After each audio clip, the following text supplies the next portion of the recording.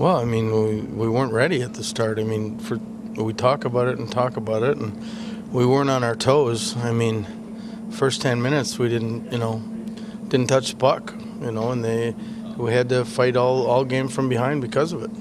Effort looked good, a lot of zone time, but it looked like there were some big turnovers along the way. How much of that was the speed and skill of Buffalo creating those turnovers? I think the turnovers were on both teams. I mean, both teams had a really difficult time, in my mind, in their own zone. And it's circling, it's cheating, leaving the zone too quick, not being hard on the puck, soft passes up the boards, a multitude of things on both teams. What'd you see on the play with Mikko Koivu, and what's the prognosis early on here? Prognosis is he's got a lower body injury.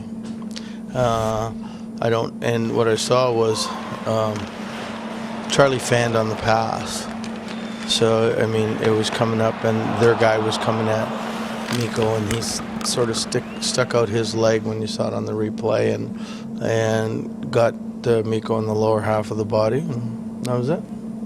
Penalty kill has been so good all year long. You're missing some key guys right now, and lately it hasn't been as good. Have you noticed anything different out there? Yeah, I mean, they've scored 4 times in a row. I mean, it's not good. And we had as one of our 4 keys is our special teams got to be better than theirs, and theirs was better than ours tonight.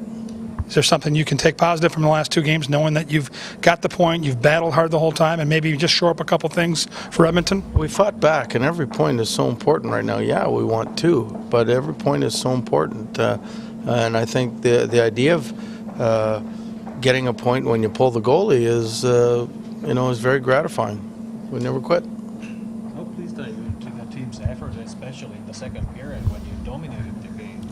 Yeah, and you dominated the game, and sometimes when you do that and you don't come away with a lead to go into the third, it becomes a difficult situation. So, I mean, those are times you have to, because you knew they were going to come out in the third period and be much better than they were in the second. That's the way hockey goes. So that's what happened. We just fought hard right till the end to get that goal. You're leading the league now with goals from the blue line, and how nice to have a guy like Jared Spurgeon, knowing that Dumba's out, to pick up the slack the way he has. He's done a great job. He's the unsung hero of the league that nobody knows about. So, I mean, it's good that he gets a little recognition.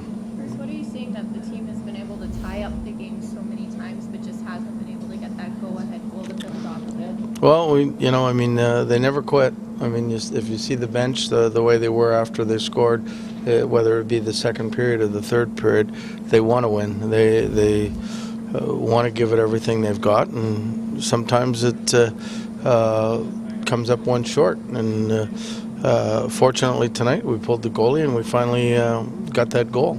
Is it getting frustrating though that chasing all the time and not getting a lead? Yeah, it's not a great feeling chasing the game, but you do what you have to do to eventually get points and win the game. And if we have to chase the game, then we have to chase the game.